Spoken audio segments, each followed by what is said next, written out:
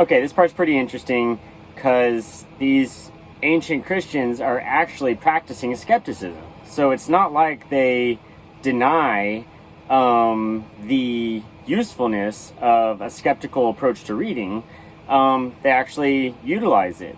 So let's try to apply that same logic to the actual Bible, the accepted one, that whatever the Pope says is the real one.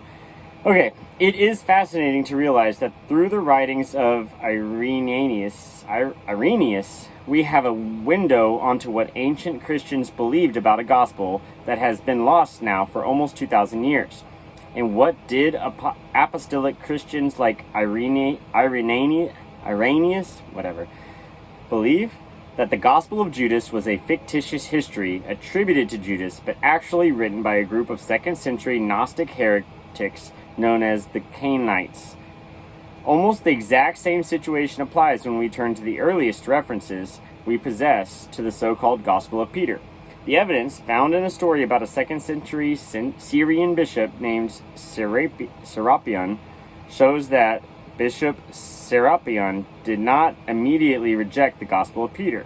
So that's important. I love that. You don't immediately reject a claim just offhand, like, oh, there's no way that's true.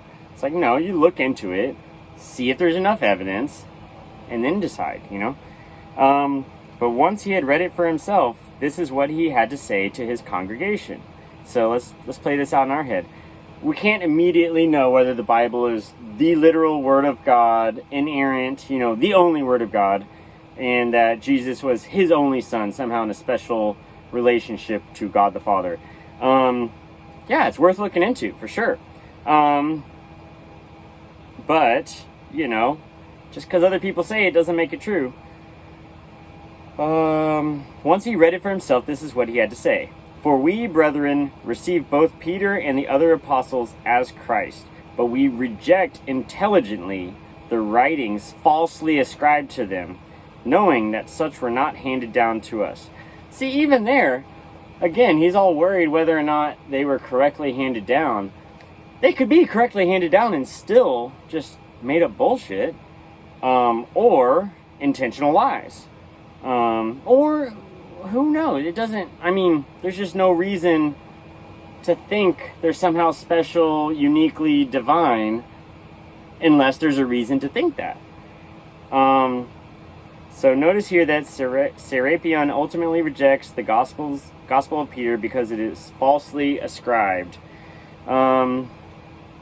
Contrary to what some modern people claim, ancient Christians knew the difference between authentic writings and forgeries.